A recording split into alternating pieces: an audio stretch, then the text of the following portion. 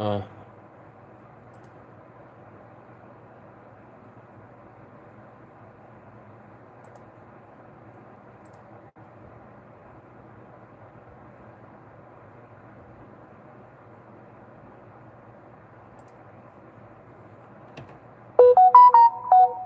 так, ё-моё, сейчас.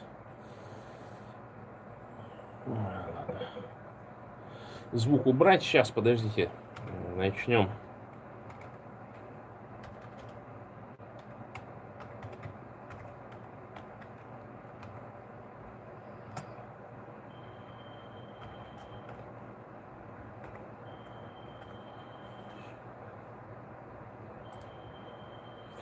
Так, дорогие друзья, здравствуйте. Сегодня не пятница, сегодня среда. Алло, алло. Так, сегодня какой это у нас номер один, да, номер один. Сегодня среда, значит, я выхожу в эфир. Я вам обещал там мои концерты AC/DC показать, короче, но ни черта не получилось. К сожалению, внутрь не удалось попасть. Ну, стоял там с бедолагами, короче. Стоял с бедолагами, там слушал возле ворот, короче. Но на самом деле, я думаю, что они крепкие мужички, еще там в будущем году или через несколько лет тоже какой-нибудь тур такой чесательный, короче, сделают, потому что, ну, откровенно говоря,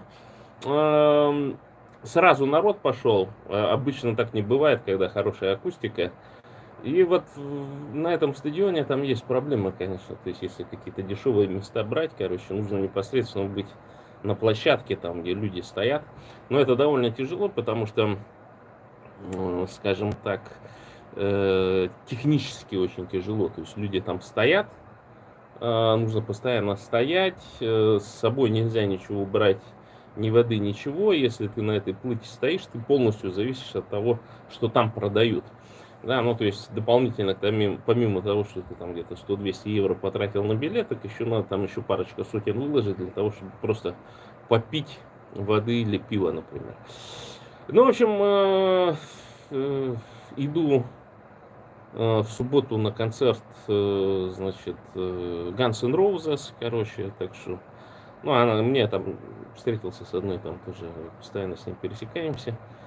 И интересная женщина, потому что у нее, я по своим таким этим наметкам, я частенько таких людей вскрываю, у которых идиопатическая память.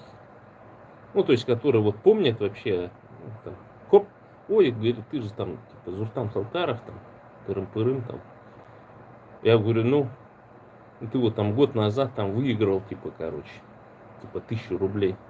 Я говорю, ну, причем два последних вопроса чисто на интуиции, короче, ответил.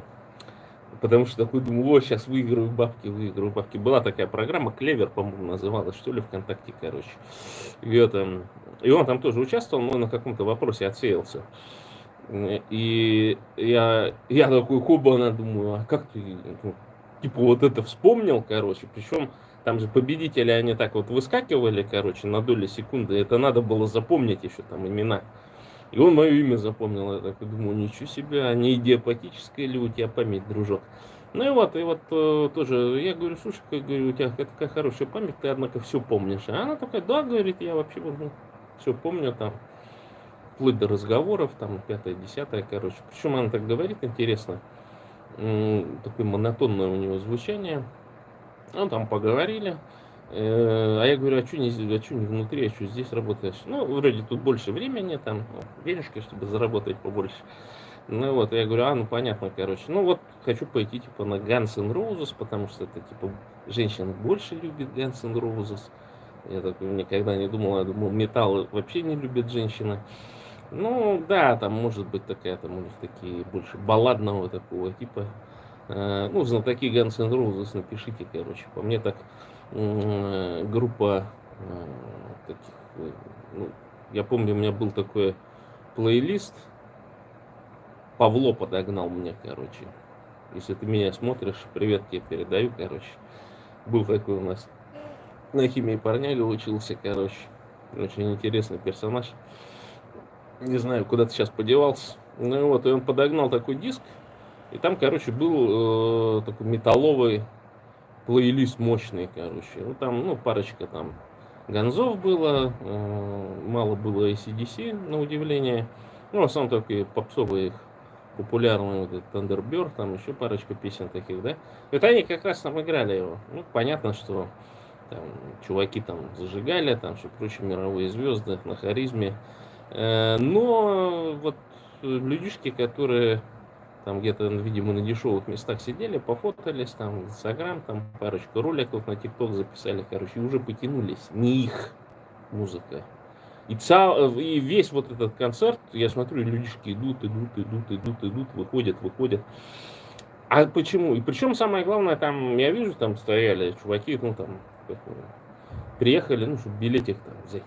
Ну, не смогли купить, не успели, короче, и приехали, вот, ждали, что кто-нибудь продаст билетик. Ну, и там один парняга такой тоже хитрый, видно по лицу, короче, такой, типа, полумошенника такого на доверии. Все пытался прорваться, короче, ну, поляков на таком не проведешь, короче. Ну, и он там у кого-то билет достал, и такой говорит, а можно пройти, типа. А фишка всех вот этих билетов, когда ты, ну, как бы, ой, типа, я случайно вышел, там, дайте мне вернуться и так далее. Но фишка этих билетов в чем? В том, что ты только можешь войти в одно направление. То есть заходишь туда, а обратно, если вышел, все, обратно не пускают. То есть билет уже не проходит, короче. Ну и чувак просто хотел на территорию проникнуть, значит. Ну, там есть возможности, там джик-джик-джик, там каким-то хитрым образом там обойти. Значит, это потому что я однажды раз такого одного цепляю. А у него форма, все прочее, 5-10. Так, ну и вот. Так, что такое?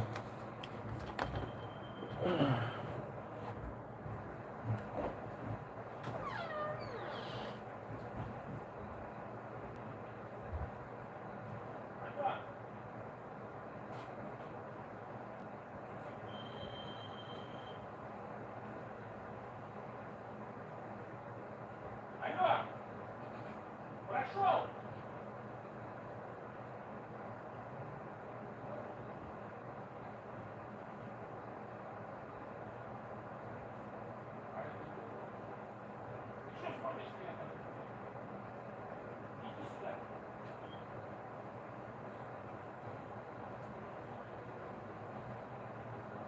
Ну, я всегда по средам стараюсь вести идею, заходи.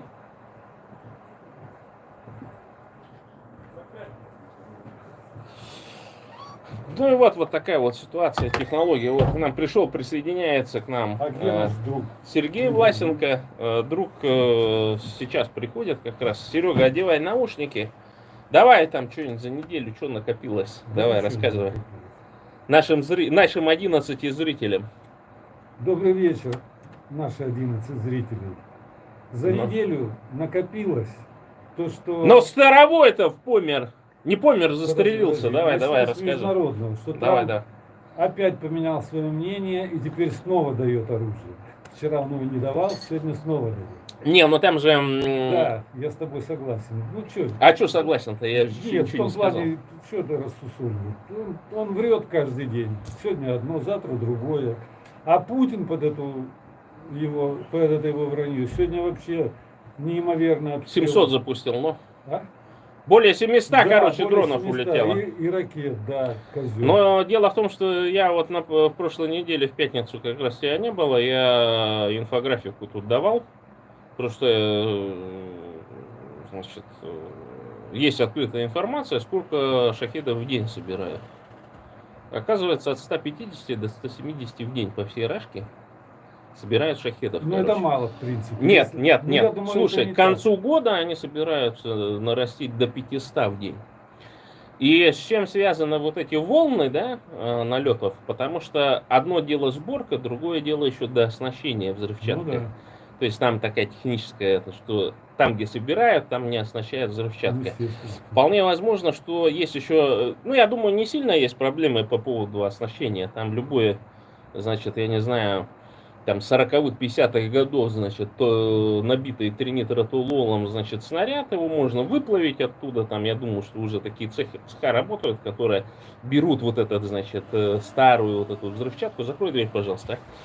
старую взрывчатку переоснащают, там, значит, доводят до ума, как говорится, и это даже в войсках может, то есть шахед туда поступает, они его там, специальная бригада где-то в тылу там снаряжает, короче, эти шахеды потом отправляют на отправные точки, а они оттуда взлетают. Потому что я так понимаю, что шахеды, они летят согласно заданным определенным маршрутам, и эти маршруты, они все просчитаны же, да? То есть есть специальное там где-то в Москве управление, где в основном тетки сидят. Там же выявили в начале войны в 22 году вот этих теток всех, там фотографии, их, там имена, фамилии, короче, явки, которые просчитывали, у которых высшее техническое образование, там университетское. И они, значит, вот просчитывают траектории движения. И вот иногда поэтому эти шахеды, если они во Львов летят, они иногда залетают на территорию НАТО, так скажем, да. Ну вот, и тут вот вопрос такой, что если к концу года они будут собирать 500, то ты представляешь, какие волны будут падать? Конечно. И ситуация такая, что понятно, что Украина, она в слабой позиции, да? Нет, она больше собирает, украинцы больше собирают. Не, но там, видишь, ситуация такая, что чего больше-то? Потому Ну что да, смотря ФВП какие дроны цифры. это одно дело, это в основном те, которые Нет, там- дроны используются для уничтожения Я вчера людей, людишек. перебью тебя, я вчера информацию слышал, там было, Ближе говори в микрофон. там было в общем, там не было или МПВ, или там какие, а там было в общем, вот собирают и тяжелых дронов, и всяких, там цифру назвали, но я не хочу ошибиться, там было сказано у них про 200 тысяч. В микрофон говори, не слышно Не тебя. помню только это за какой период. Ну, Но, я- ситуация такая, что, понимаешь, и в плане производственных мощностей и так далее, вот Украине бы надо бы баллистические ракеты собирать, понимаешь? И И вот как Беларусь. Иран там с Израилем, они обменялись ударами. Я не знаю, правда, Израиль там бил были своими баллистическими ракетами не или бил. не бил. Но, в общем, ситуация такая, что парочка таких Министерство обороны какое-нибудь в Москве, в Кремль там, знаешь, Обязательно. по Пушкинскому музею, понимаешь, вот этот, как его, по Эрмитажу бы жахнуло, короче, и вот это нормально бы было. То есть там бы был шум, шурах, и здесь бы тоже эти все завоняли, так называемые хорошие русские. Да Москва-Сити взяли, бросили несколько. Вот.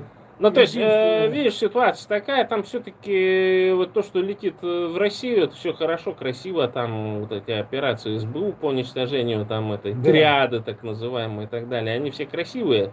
Там даже на этой неделе Камчатку, короче, вдруг обесточили, отключили связь, типа ожидали, что на Камчатку Да, сейчас что-то прилетит. полетит. Ну, это, я думаю, это не так.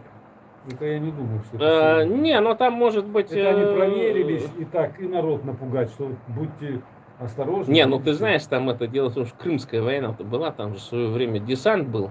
Ну да. Англичане там пьяниц каких-то собрали, короче, по всем этим по сусекам, там, значит, на корабле их бросили, короче, и это назвали десантом. Ну Там. да.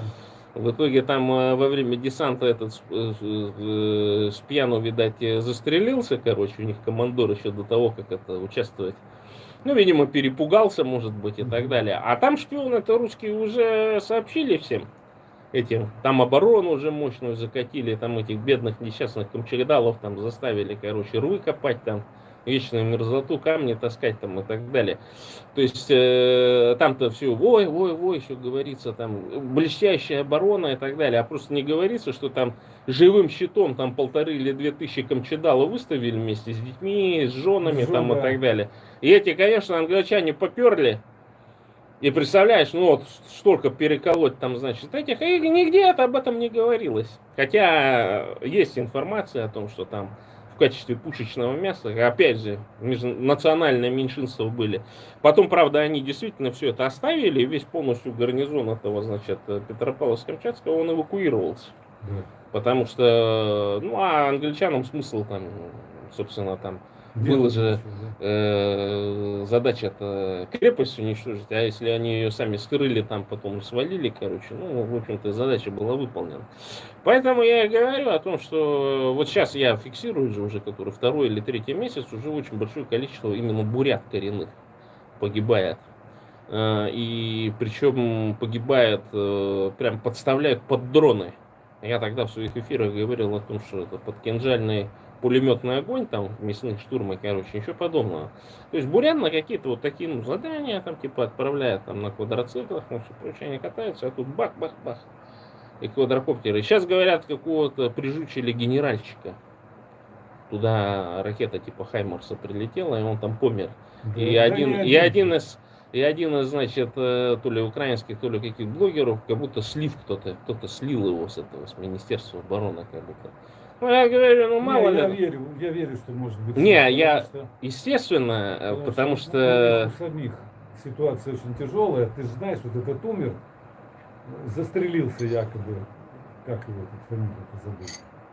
Старовой. Старовой-то, да, он застрелился. Кстати, украинская фамилия. А дело в том, что его труп обнаружили сегодня, а по всем СМИ и по всем данным, по всей информации, типа, завтра только он умер. Застрелился. Не, там уже видео выкатили. Не, это, короче, хорошие русские вбросили, там, знаешь, там все же, это. да, Они же любят всю эту конспирологию, да, похвастаться. один из его двух замов же, он же второй зам его, он же полностью раскололся и всю информацию дал. Так а там Когда какая их вот. арестовали, Подожди. И третий умер, если ты слышал. Только на совещании был, встал 42 года, упал замертво и все. Я более чем уверен, что там вообще другая подоплека на самом деле. То есть там все говорят, что это же все любят эти хорошие русские. Ой, на коррупции поймали там и так далее. Ну, Гинзбург наш, Виталий Гинзбург, короче, да, он пишет, говорит, 1-2 миллиарда, говорит, на фоне этого, если они даже взяли, короче, это вообще, в принципе, на таком уровне даже не поднимается вопрос, понимаешь? Там же одного генерала взяли 15 миллиардов.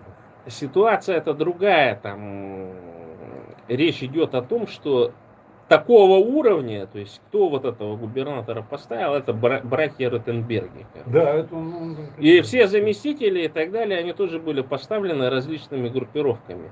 Понимаешь, то есть он пилил это не в свой карман. Могу пример еще один привести. Он не в свой карман это все пилил, понимаешь? Ну, он пилил для людей. Ну, И я не думаю, что он дорос до такого уровня и не понимает, что лишнего он брать ни по чину не может, короче, понимаешь? Точно. Там совершенно другая Хочу тема. просто Я думаю, что там связано с голубизной. Параллельно просто хочу потому что... перебить. Ну, давай. Точно такая же ситуация в Краснодарском крае. Вот сейчас там губернатор. Ткачев, который был. Нет, сейчас который. Ну. Он, этот губернатор, посажен братьями Ротенбергами. Нет. Еще есть Ковальчуками. Давай, в этот говори. Вот, и так же самое идет беспредел в Краснодарском крае, воровство неимоверное, все. Ну, естественно же, что он не может брать себе все, что он отдает им, и какой-то процент ему от этого остается.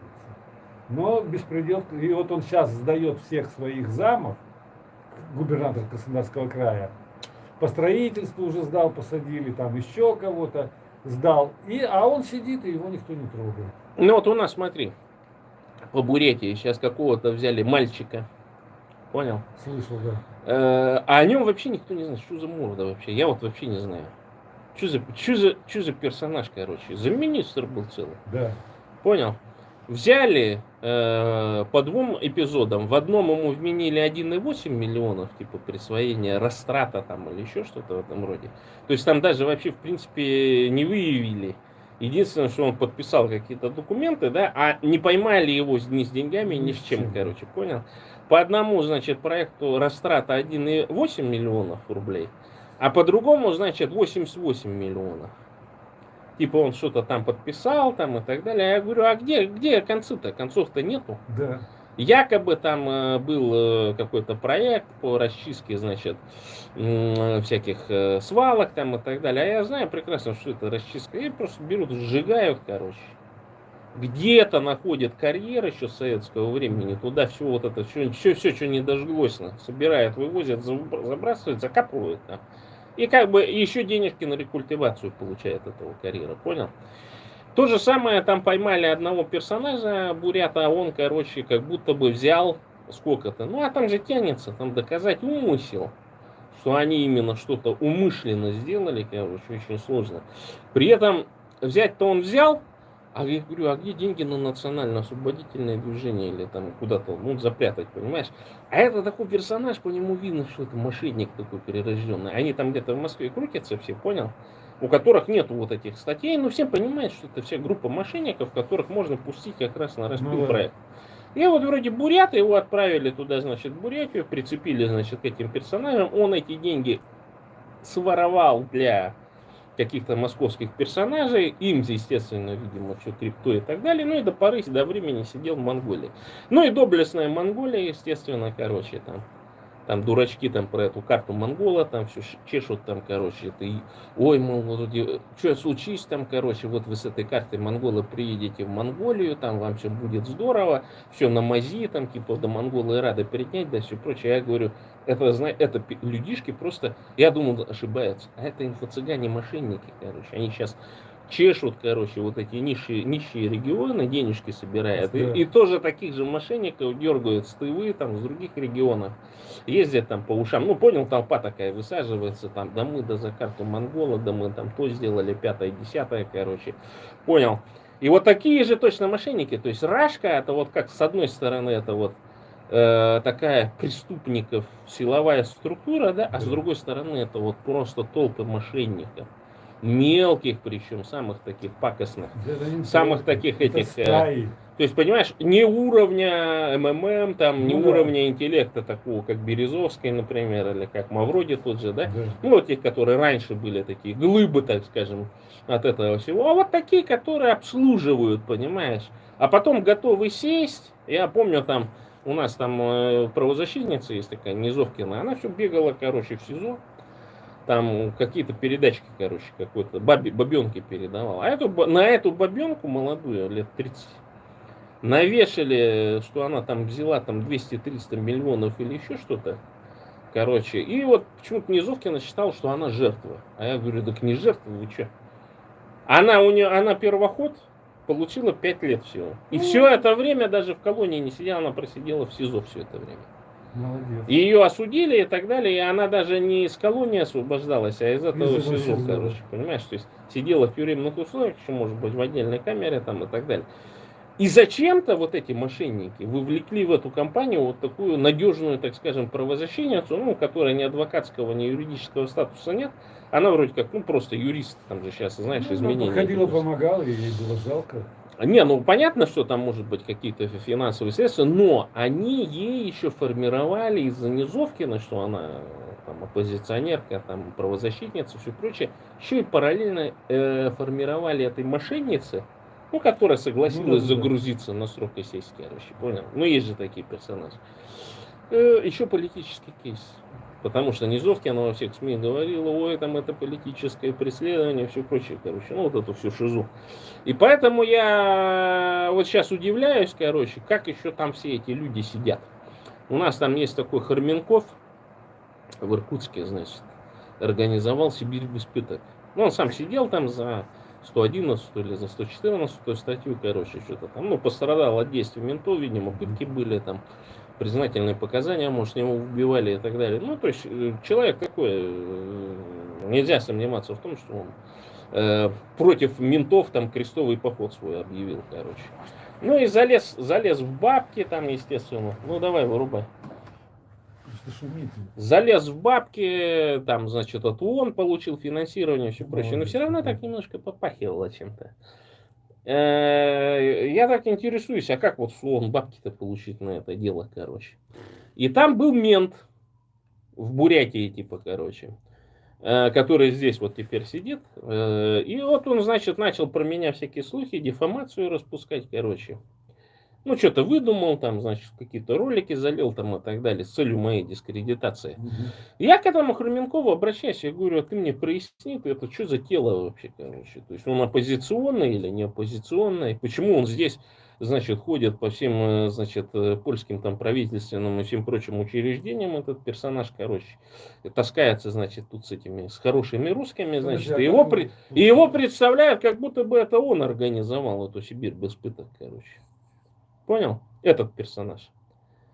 А ты, говорю, кто Хроменков? Ну, он там держит молчание, короче, это типа, говорит, ваши какие-то межличностные вопросы. Я говорю, как межличностные? Тут в чистом виде дефамация, короче, он везде Да. там еще подписывается, что до сих пор на вас работает, там, пятое, десятое, короче. Ну, его сейчас вот Следственный комитет взял, короче. Я такой думаю, ну, легендирует, Российский. видимо, персонажа, короче. Но я более чем уверен, что это не связано с тем, что он там ментов сажает, а это, знаешь, как между вот этими спецслужбами, там, короче, понял? То есть я же давно говорю, вот хороший русский проект Навальный, да? Его вырастили в Рашке, в Яблоке. Как в Яблоке, вот самую мерзость в Яблоке почему-то выращивают. Мизулина это, еще там Яровая и так далее. Все они вот из этого Начинали, Яблока да. вышли, понимаешь? Там у нас тоже там есть одна экологесса, там, короче, целое там БРО Яблоко возглавлял, теперь министр, короче, в правительстве Цыгенова. Не, ну я ничего не могу сказать, человек хороший, ну, шел к деньгам, шел к бабкам, но факт такой, что с Яблока вот вырастают такие персонажи, короче, понимаешь? И его потом продали Западу. А я такой думаю, неужто Запад настолько тупой, что вот купился на этого нациста Навального, короче. Вполне. Не, это просто заговор спецслужб. Понял? Эти, ну, те думают, что это на них работает, или там просто договоренность такая. Ну, там Вася здорово, он говорит, да, Джон, короче, ну дай нам кого-нибудь. У нас там денег полным-полно есть. А он вот этот персонаж, короче, который, значит, Ибрагим пришел, нет? Сходи, проверь там, что он звонил мне.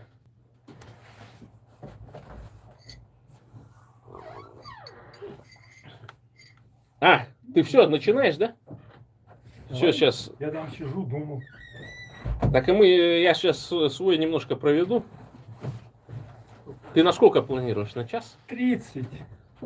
Сейчас я давай чуть-чуть свой проведу, короче, и потом это как я. Ну, спасибо. Ибрагим дает нам время, короче. Ну и вот, так, Ибрагим, я тебя включаю, тоже подключайся в разговор. В пятницу не смогу присутствовать, к сожалению, поэтому это. Ну вот, не договорил. Что с этим, с Навальным, короче? То есть договорились, две спецслужбы. Все, одна выращивает Навального, как лидера русской оппозиции, способного Путина свернуть. А под него американцы, там, другие спецслужбы делают гранты, короче. Что это наш человек, что в правильном направлении, отмыли его, очистили, короче. Вроде русские, там, жена русская, там, все прочее. Идеи там правильные, борьба с коррупцией, там, пятое, десятое. И тут то же самое. Тут вот эта вот так называемая правозащита, которая с ментами борется и со всякими этими, это же давнейшая конкуренция между ментами и КГБшниками. Еще в советское время это все Да, это всю диссиденты жизнь у писали. них. Понимаешь, и вот этого, их Осоева, этого мента, короче, который здесь сидит, и так далее, они все с одного этого, короче, завербованные, состряпанная фейковая структура, которая пытками занимается. Я более чем уверен, что даже специально там кого-то в среде УСИН навостряют, там, жуликов садить на всякие, значит, бутылки там и все прочее, ломая вот эту черную систему, да, ну, когда чернота, вот эти там все прочее, да, там же сейчас практически зон же в России черных нету. Хода вот этого воровского и так далее, они там все в активистах записаны, все там граблями гребут там и так далее. То есть всех на бутылку уже пересажали, а кого-то. Ну, то есть такая же система, которая вот, оказывается, существовала в середине 2000-х годов в этом, как его, в Украине. Примерно такая же, то есть на деньги все. И сейчас, когда понятно, и для чего это делалось, для того, чтобы эти люди при первой же возможности в 22 году пошли вербоваться в мясные штурмы. Ну, чтобы просто выпрыгнуть. Ну, я думаю, это один из пунктов. Да, то есть это все постепенно навострялось, короче. И шло в течение там последних 15 лет. И поэтому для того, чтобы, ну, как бы создать видимость, что вот есть люди, которые, может быть, искренне борющиеся с пытками там и так далее. Понимаешь? Ну как вот так взять просто я с улицы, я хочу там против пыток бороться, дайте мне грант ООНовский. Ха! Как без всяких вот этих связей, да, там это вот залезть туда? Никак. Ну вот я про это и говорю, что тут вот к этим всяким странным правозащитникам нужно относиться очень так опасливо, так скажем. Ну и сейчас, видимо, второй раунд какой-то, его там арестовали, изъяли это, технику там и так далее, для того, чтобы, ну не знаю, вроде его отпустили, короче. Ну а что ему вменить-то? Нечего. За исключением вот этого Хасуева, провокатора. Ну, Так, что еще на этой неделе произошло? Ну, помимо вот этой, как его, внезапной кончины министра Старовойта. так там сразу их там Погромче сюда. не один министр, там же сразу 3 человека практически стали жертвами. Но я не думаю, Ну, что дело это не в этом. связано. Я думаю, что там совершенно другая тема. Там, наверное, связано. Я думаю, это связано с общекремлевской темой. Вот. Что Старовойт готовил заговор Нет, против нет, Путина. ну как, они между собой, они ситуацию очень хорошо чувствуют. И они знают, что будет завтра, что будет послезавтра, у них все расписано, и поэтому они потихоньку избавляются. Кто 8 числа вчера, или позавчера, 7 числа, Госдума приняла закон, позволяющий ФСБ иметь свои собственные СИЗО. Я как раз хотел об этом сказать. Они не просто иметь, они их уже начали организовывать. Не, ну такое ощущение, что у ФСБ не было такого права. Вы думаете, ФСБ, когда что-то решает, очень сильно оглядывается на Государственную Думу? Не, ну то, Ибрагим, ну надо одно миру дело. показать, что все, мы делаем все в рамках закона. По всей вероятности, это легализовано Да. Госдумой задним числом, скажем. Да, и А всё. так, Я думаю, что кавказский вариант, который, ну, был, понятно, что Ибрагим на меня, на тебя смотрят с удивлением. Но на Кавказе это же давно. на Кавказе это всегда было. Это даже не отменялось еще с советского времени, Да, более чем Подпольные тюрьмы разного рода. Ну, вот, вы знаете, как ковались ваххабиты, скажем так. Их с неимоверными усилиями ковали, а потом героически ликвидировали. При этом не забывали и про себя. Это был очень серьезный бизнес. Именно вот в таких тюрьмах содержались лица, которые попадали в их списки за то, что он пошел в мечеть, принял религию и начал общаться с подобными себе мусульманами. Периодически они прощупывались, на них заводились уголовные вот эти разыскные дела, и эти дела обычно проверялись не по существу, не по состоянию, а по толщине. Сколько бумажек. Проверяющий проверяет не сообщение, что написано, а дату. Дата должна быть свежей. На каком-то уровне вот этого парня задерживают на улице, помещают вот в эту тюрьму, это тюрьма. Он сидит там неделю-две. За это время у него отрастают ногти, он зарастает, становится в темноте, у него, в общем, лицо бледнеет. То есть он уже похож на партизана, который живет в землянке. Если он вербуется, его могут отпустить. Если не вербуется, убивают. Ночью куда-то в подворотню отвозят. Он там, видели, где-то шел. Патруль пытался остановить, чтобы проверить документы. Он ответил огнем, и патруль ликвидировал его ответным огнем. Это стандартная операция. Так Потом еще... у него находят сумку с баллистической ракетой, с полным пакетом этого джихадиста. Литература, пояс шахида, баллистическая ракета, ну и так далее, и так далее. 2 патрона где-нибудь. Потом это все делают командировочные из Москвы. Они это место, в общем, готовят, потом вызывают местных, и местные добросовестно документируют. И все. В результате, если родственники выкупили тело, то у того, в общем, кого убили, видите ли, встречным огнем, почему-то на теле следы от шокера, от сигарет, Ну, побои. руки черные от наручников и так далее, и так далее.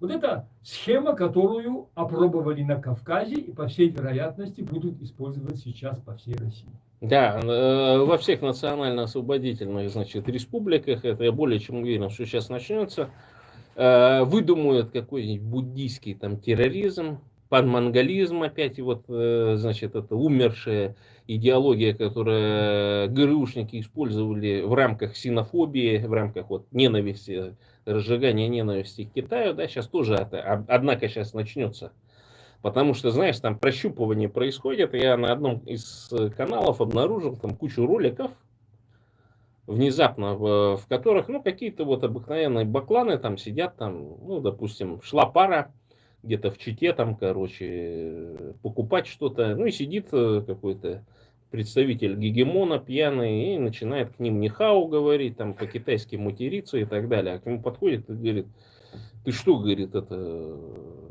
что, говорит, против бурятов что-то имеешь? А он тут говорит: да вы там не люди, там, ну, стандартный набор местного, значит, бурятофоба, короче. Ну, там буряты, естественно, пролечивают данного персонажа, чтобы он там не говорил. Но это вызывает вот встречную такую реакцию. Как это буряты вдруг себе позволяют? Так это у них рост национализма. Так это ж Польша, там Халтаров вещает. И эти еще бабки всякие, вот эти демократки подгавкивают, подхрюкивают, короче. Что вот это национализм-то плохо, мы там за демократическую демократию в Бурятии. Ну, понимаешь, да? Да. То есть, при этом, естественно, что рост национального самосознания, он происходит фоново, просто за счет того, что люди гибнут. Да, Ибрагим? Буквально 3 дня тому назад в Данчике произошел так называемый террористический акт. Какой-то молодой человек, явно такой мусульманской, такой радикальной внешности, с бритой головой и с хорошей такой бородой длинной, вдруг среди бела дня в самом центре Нальчи ранение и сбросил его в канаву, которую рыли для ремонта какой-то трубы. Так как событие происходило в самом центре, кругом были камеры наблюдения, плюс еще и смартфоны, там очень многолюдно. Что удивляет, женщины с колясками туда-сюда ходят, люди, в общем, прогуливаются, транспорт общественный проезжает. Это, в общем, снимают со всех сторон, все это сейчас в Ютубе. Вот. И тут вдруг происходит перестрелка. Ну, ввиду того, что на Кавказе сейчас правоохранительных органов целая армия, в радиусе там 300 метров оказалась огромная куча милиционеров, притом в гражданской форме. Все они открыли огонь по этому Ваххабиту. человеку, да, так называемому ваххабиту, и прямо, в общем, на камеру он был ликвидирован, как они говорят. Возникает вопрос. Добит даже, я видел. Да, да. Там один даже в такой белой рубашке, по всей вероятности, он там давал, в общем, распоряжение, какой-то начальник, который очень боязливо подошел к нему со своими подчиненными, выстрелил ему еще раз. Это у нас, это не контрольный выстрел. Это наоборот, есть такая, в общем, поговорка: воткнуть нож в быка, который уже убит. Вот так, он воткнул, это презирается на Кавказе. А смысл? Презирается. Это презрение к этому начальнику в белой рубашке. Я думаю, что с этим человеком еще разберутся. И вот этот акт, он как-то все обратили на него внимание, это обсуждается.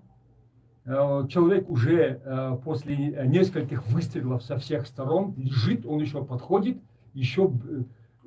Вот всех удивило, как он это сделал. Этот человек по своей сути трус. Он боялся. Потом резко развернулся, убежал, еще сзади разворачивается, дает указания подчиненным, чтобы они что-то там еще сделали. И вот этот момент, и теперь это стало просто поводом. Сейчас вскрыли его телефон, полностью журнал, в общем, звонков, задержаны все, кто были в этом журнале, и задерживаются те, кто были в журналах тех, кто был у него в журнале. Ну, вдумайтесь. Угу. Человек 50 уже задержаны, и сейчас им всем шьют уголовное дело, в прямом смысле этого слова. И вот это уголовное дело закончится тем, что всем им предложат подписать контракт на СВО или провести остаток жизни в тюрьме. То есть система налажена уже, и налажена государством, бандитским государством. Конечно.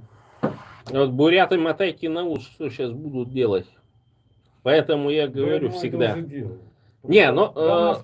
позже чуть доходит это все. А так Я это- еще собирался, там мне скинули кое-какой материал, короче, который там продвигают сейчас под... У нас есть там такие так называемые панмонголисты. Но это точно так же, как современные казаки, Да. там как вот эти любители Толкина, там, значит, знаешь, вот эти Звездные войны, любят одеваться, ну, там, представлять себя какими-то героями. Вот точно такие же панмонголисты есть. Единственное, что им не хватает, там, организоваться, там, проводить облавные охоты, как это, ну, в старину было, например, да, то есть такие полумилитаризированные какие-то мероприятия делать. То есть в этом отношении, конечно, репрессии сталинские и так далее, они из бурят вот это все повыбивали, страх тотальнейший, да. Но тем не менее они вот эту тему двигают. Почему? Потому что с одной стороны там ФСБ же там утекла какой-то документ о том, что они считают Китай не союзником, а именно противником геостратегическим, короче. То есть всячески ограничивают разные контакты. Там сейчас ФСБ, еще месяц назад такая информация вышла, что теперь каждый ученый в России должен информировать ФСБ о своих контактах, в том числе неформальных, с учеными из разных стран. Вот у меня есть, допустим, друг ученый где-нибудь в Японии, и я должен фактически стать стукачом и говорить, что да, я вот сегодня с ним переписывался, там, писал то-то, то-то. Вот до такого, понимаете, доходит. То есть это что обозначает? Это обозначает, что это не того, эти ФСБ боится, что какие-то секреты убегут. Боятся, что сам ученый убежит, потому что уже нечего просто. То есть весь советский потенциал, который там еще худо-бедно существовал, доели, проели. А сейчас нечего. То есть там фактически в России наука как таковая умерла.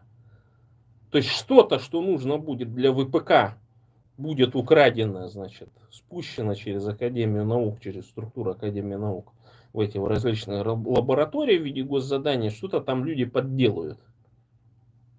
Ну, чтобы галочку поставить, что это советские, российские ученые сделали. А по факту никаких ноу-хау, ничего нету абсолютно. И нужно это маскировать. А как это маскировать хорошо? Это для того, чтобы научный потенциал не разбежался. Потому что, ну, ученые, откровенно говоря, многие об этом не задумываются, но очень легко, так скажем, куда-нибудь на стажировку поехать и так далее. До сих пор сейчас.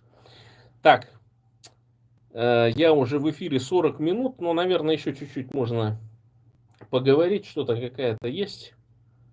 Еще какая-то тема. Ну, давайте немного. Вот, Расскажи чуть-чуть. Вот я видел, что ты в Брюсселе был на ПАСЕ. Удалось там выступить? Нет, я там был на презентации фильма Чириковой. Нас пригласили по военнопленным, особенно по гражданским пленным.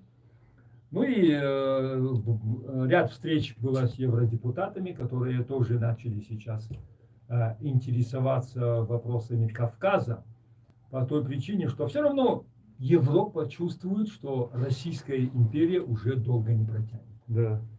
Жить в современной Европе с имперскими амбициями практически уже невозможно. Все линии, там, черты по правам человека, по свободам, по демократии, все, что можно было пройти, Россия уже прошла. Я думаю, обратного пути там быть не может, потому что эта администрация и вот эта власть, которая сейчас уже утвердилась, которая практически, по большому счету, существует последние 30 лет, она уже изжила себя. Тем более, я так смотрю, наши новые либералы, так называемая оппозиция, пытается запустить новый забег по старому кругу. Если Советский Союз прошел этот круг, без малого за 80 лет, то Российская Демократическая Федерация за 30 лет, в общем, вернулась к исходным позициям. А третий забег, в лучшем случае, это будет 10 лет, не больше. Потому что Россия опять вернется обратно к имперским амбициям. С такой территорией, с такими ресурсами, с такими амбициями и с таким народом крепостное право было отменено в 861 году, но крепостные остались. Крепостные сейчас воюют в Украине. за матушку Россию. Причем, ведь когда крепостное право отменялись, там же многие-то, ну, как в школе в советской, типа он декрет издал, и Да. все, и привет, короче, свободными стали. Но это произошло в богатых странах Европы, например, в германских княжествах там, и так далее. А тут царское правительство набрало кредитов во Франции, в Британии, в других странах европейских для того, чтобы произвести у этих дворян выкуп этих крестьян. На тот момент почти 25% населения империи составляло вот это именно пресловутые эти крепостные. И часть из этих крепостных, они не восприняли это как свободу, потому что были предприимчивые дельцы, еще будучи крестьянами, которые сами себя выкупали, родных своих выкупали и так далее. И оставались крепостными крестьянами, потому что этот им статус был выгоден, но фактически они имели на руках вольную подписанную. Но там сложная была процедура для того, чтобы зафиксировать, что ты освободился, стал мещанином там, и так далее. Многим это было выгодно даже. А вот тем, которые, как скажем, дворовые, так скажем, вот эти вот крепостные, челядь, я их называю, они восприняли, что они стали государственными крепостными. Потому что такие государственные крепостные в системе царского, значит, управления, они существовали. Я помню, как училка нам говорил, ну вот вы знаете, при царе, вот, которые крепостные были при царях, им-то полегче жилось. Ну, понимаешь, миф такой. И естественно, что вот эта рекрутчина, вот эта вот еще феодальная система, она очень хорошо держится. Вот сейчас то же самое, вот этот. Все не понимают, ой, как вот эти представители национальных меньшинств, да это то же самое, это рекрутчина, это оброк. Это фактически есырь, это фактически тот есак, который вот наши покоренные народы до сих пор платят. И если раньше это были соболиные шкурки, а потом, значит, обеспечение армии продовольствием и так далее, то теперь мы дошли до того, что мы своих людишек вынуждены отдавать. Да. И вот эти вот местные элиты, местные вот эти вот элиты, короче, ну они это делают.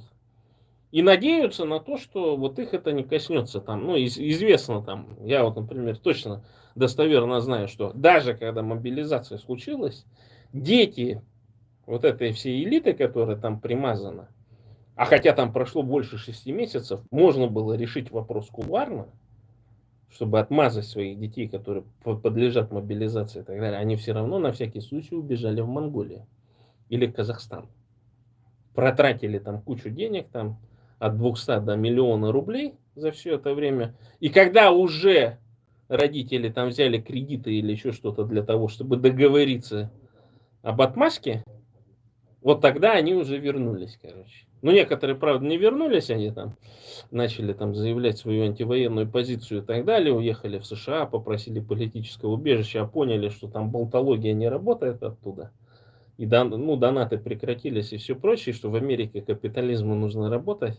И вот эта вот болтология, значит, через всякие инстаграмы и так далее не работает, начали возвращаться. Их приняли спокойно, то есть они там сидят себе и ничего нету. Но уже постепенно режим начинает превращаться в автократию, они к этому идут.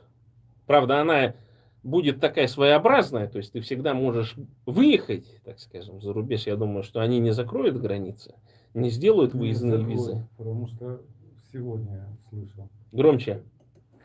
Я думаю, что границы будут закрывать, потому что сегодня я слышал, что посредством массовой информации как раз ФСБ решает вопрос о том, чтобы решить вопрос вот с закрытием границ. Но они для определенных групп же закрыли, то есть для всяких военных там. А теперь сделают для всех под видом, что ты там мобилизации подлежишь или еще под чем-то. Но прикроют. Угу. До появления России на Кавказе было так. Ну, сословий было разделено, конечно, множество, но один из таких вариантов, вот военное дворянство, то есть узденье, которые не работали. Они были всегда в седле с оружием. Это было военное сословие, которых кормили свободные крестьяне. Вот была группа князей, потом уздений, свободные крестьяне и рабы. рабы не были черкесской национальности. Это были пленные с походов, с войн, там, с набегов. В общем, из своих рабов не делали. Сережа, в общем. Да, только Сережа и Саша. Только Ну, другие. нет, почему? Да, разные. Грузины были. И вот это военное сословие, оно воюет, обеспечивает безопасность, а крестьяне их кормят. Они не воюют. Только вот по своему желанию. А теперь как стало? Теперь крестьяне кормят элиту, и вместо нее же и воюют. Воюют, да. Вместо нее же и воюют. И попробуй не и все вот эти законы, ограничения, уголовное право, которое сейчас рихтуется под мобилизацию, все это делается для того, чтобы оградить вот эту элиту, так называемую русскую, российскую, и в мясные штурмы отправить вот то быдло, которое их кормит. И вот один момент очень интересный тут, в общем, наблюдается. Узбеков, ну, скажем так, азиатских гастробайтеров начали преследовать, их сейчас становится все меньше и меньше. И они сейчас переориентировались даже на Европу. Здесь в Польше, например, все таксисты, узбеки, азиаты, которые говорят на русском языке. И вот здесь теперь вместо них гастробайтерами практически сейчас идут африканцы и северокорейцы. То есть вот эта чистая, элитная русская раса скоро начнет немного темнеть, по всей вероятности. Потому что наши русские вдовы-то, жены и прочие наших героев СВО, они же все-таки природа свое берет, как-то все-таки жить надо. И некоторые свои физиологические потребности тоже, по всей вероятности, придется как-то удовлетворять. Но если азиаты еще как-то можно было бы по расе еще как-то приблизить, скажем так, к этой элитной, так называемой, самой лучшей и самой востребованной в мире русской расы, чей сапог где-то встал, и это все его, потому что это люди самые лучшие. Так Путин объявил об этом вслух. Да, теперь, по всей вероятности... Но они же очень умело вот это, извини, что перебил, они очень же умело это все дело сочетают, короче. То есть элита, ядро, которое при Путине, ну там же у Путина и дед еврей, там и так далее, и крестьянин был, а теперь он президент и все прочее. То есть, понимаешь, там как-то вот это умело очень сочетается. Ты, говорит, основное, знаешь, как в феодализме, ты со мной, мне служи, вот такая личная как бы зависимость, да, вот это между дворянами разного уровня, например, да, это очень хорошо показано вот в различных литературных произведениях, которые писал Владимир Сорокин, да, личная именно зависимость. И вот здесь как раз может быть самоубийство этого Старовойта вызвано тем, что у него была личная зависимость от Путина, и вот он ее не оправдал, и поэтому пустил себе пулю в лоб. Он точно сам пустился? Я думаю, что он сам себе пустил, перепугался просто, переэтовался. Ну, может быть, там еще какой-нибудь компроматик на него боялся, что выползет и так далее. Поэтому, ну, как бы с мертвого спроса нету. При этом это такой способ же защитить капиталы, которые он наворовал. Потому что, ну, с мертвого, конечно, они могут его ободрать, но, скорее всего, по русской традиции оставят, короче. Ну, ладно, типа не цеплялся, ушел и всем проблем меньше создал. Это то же самое, как в Корее один из президентов, короче, со скалы прыгнул и написал записку. Я, говорит, многим людям создал кучу проблем, короче. То есть, и вот он прыгнул, и все, и проблемы исчезли у этих людей. Ну, и как он? Конечно, хороший был человек. Меньше проблем создал там и так далее. И тут же вопрос такой еще. Вот ты правильно сказал про демографию вопрос, потому что засекретили данные демографические. Их же раз в год так или иначе где-то собирают и так далее. Теперь эти данные засекречены. Засекретили всю демографию, включая... Серега, микрофон. Включая рождение, смерть, вообще смертность. Беременности, все абсолютно засекретили. Даже запрещено я говорить. думаю, демографических проблем. Они засекретили это, знаешь почему? Потому что Кавказ И Центральная Азия увеличивает свою численность. Малые народы, такие как буряты, тоже начали увеличивать. Понимаешь? И тут важно не показывать, что русских-то стало меньше. А меньше их стало не потому, что бабы стали меньше рожать, а потому что, во-первых, стали лучше жить.